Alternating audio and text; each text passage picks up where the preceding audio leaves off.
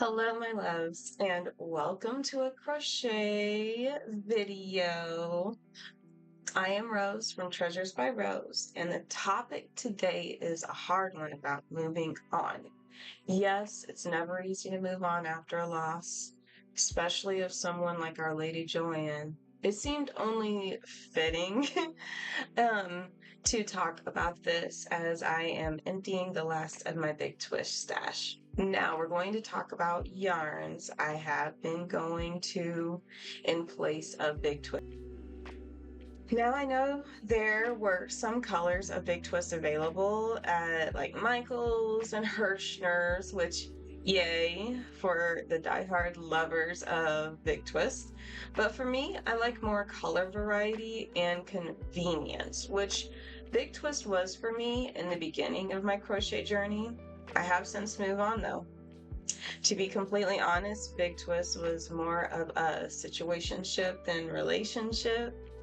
I know my feelings may not be shared by all because some people out there were dying to get every last skein of Big Twist at Joann's when they heard they were going out of business.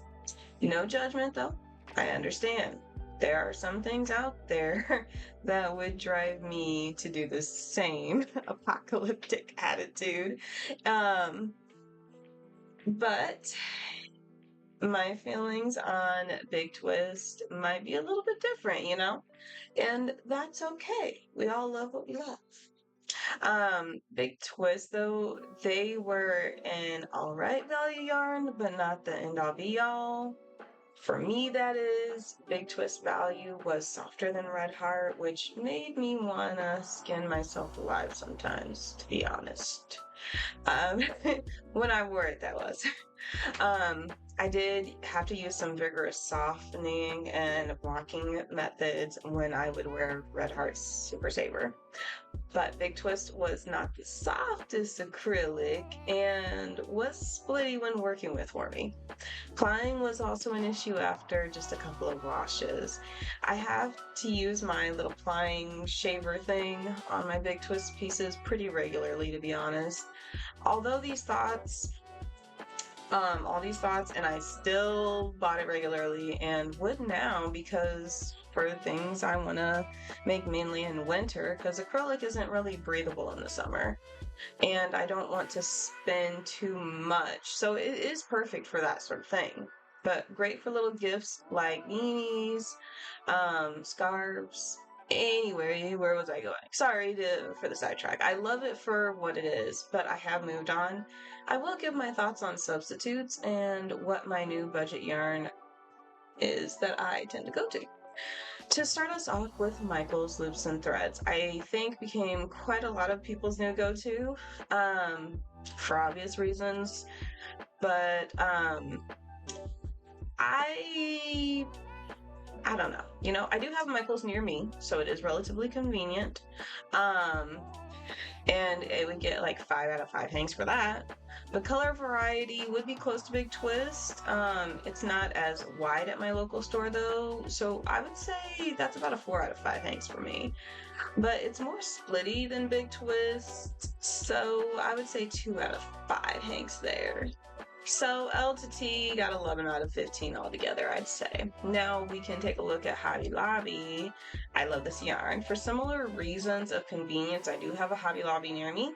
I would go ahead and give them a 5 out of 5 hanks there. Color variety is pretty good too, so I'd say another 5 out of 5 hanks there. I would say working with it is a bit smoother than L&T. I would like to give it a 3 out of 5 on that. So there we have 13 out of 15 hanks for them. Maybe the name is justified?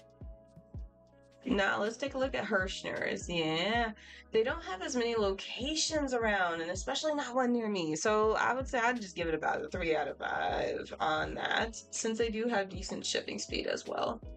The Hirschner's worsted is the yarn in question though. And the variety of colors is okay to me, though not the variety of some of the contenders out there. I'd say about a 3 out of 5 hanks there. Now, working with it is not too bad. I don't really have splitty issues with them, honestly.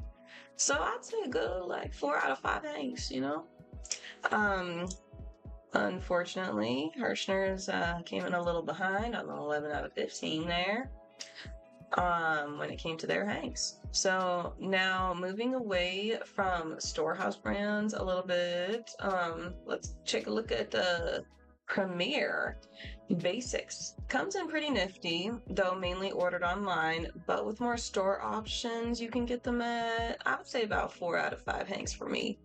Color variety, though, there is no shortage, so I'll give it a 5 out of 5 when it comes to that. Splitting wasn't an issue for me either. They were pretty smooth to work with. I'd say they are a good 5 out of 5 there, and a winner at 14 out of 15. Didn't expect that one to be the winner. Now that these are the only, not that these are the only yarn substitutes out there for people, and despite what's said, I don't go to Premiere very much at all. Besides, like, one occasion, honestly. Sometimes for me, convenience outweighs other aspects, though everyone is different, as are the priorities when choosing yarn. Maybe you have more BigTwist near you than my store carried, to where you don't need to seek others. But I think I have grown from BigTwist, even if it were more readily available to me. It is what it is. We all grow up and things change. Sometimes we grow apart. I myself started experimenting more with wool and cotton varieties before my Joann's closed, actually. And I find I reach to wear more pieces made from natural fibers more often on a day-to-day basis. And that's just more of a comfort thing for me. Not everyone really has that. I still wear my acrylic pieces I made, but just not as frequently unless I just really love the way I made it. And that's just part of my learning experience with myself and what I should get when making things for myself. Part of the beauty of our craft is we can make what we want and how we want. It is ours. We are our own fashion designers, or amigurumi designers, or blanket designers. Whatever you make is beautiful and perfect. One of a kind. Now, please let me know if you switched to a different budget yarn down below and what. By the way, would you be interested in a video of me ranking the yarns I have tried thus far? Let me know. But hey, please love if you loved, because I love you, and subscribe if you loved, because I love you.